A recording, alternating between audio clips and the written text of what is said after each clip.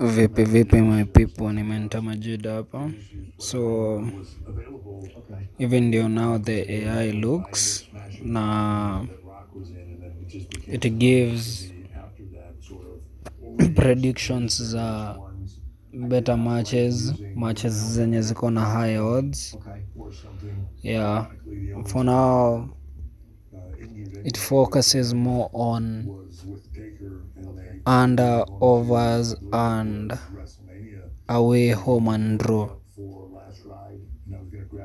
It focuses on that. So as I told you guys, nilikuanga nimedepositingi $200, tukakuliwa kidogo, ikabaki $140. Wenye hufuatilia YouTube yangu, they can testify to that. So na niliwaambia account nitaipush mpaka $1,000.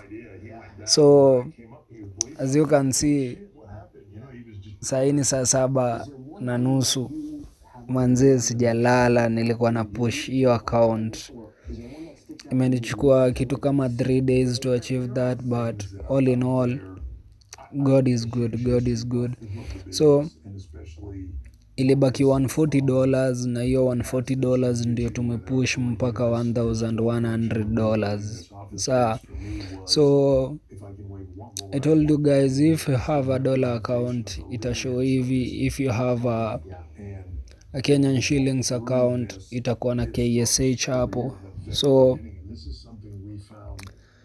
juu kuna hii $100 yenye iko juu, na ninaona mimi nakuanga msee Chelsea, so wacha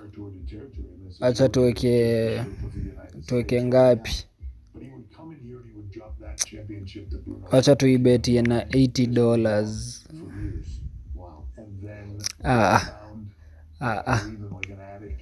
Ni timu yangu but siamini vile, wacha tuiweke $50.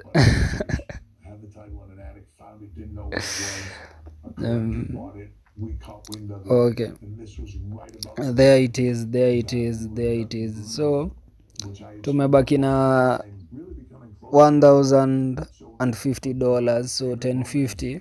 So hiyo tutajaribu kuipush mpaka, like the goal by the way is to make 5,000 USD before Christmas. That's the goal. Na if in 3 days tumeweza kuachieve $1,000, then I bet $5,000 won't be that hard, especially right now we have a high and a better stake. So yeah, so that's the update kwa wenye wamekuwa wakishinda wakiuliza update yako ya ile challenge yenye ulisema una achieve kumeenda aje. Manze guys, I'm so sleepy. Kesho nitawaonyesha how the AI functions.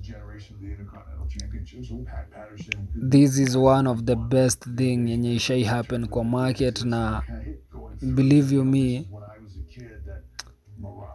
yani I'm just happy to have invented this tool.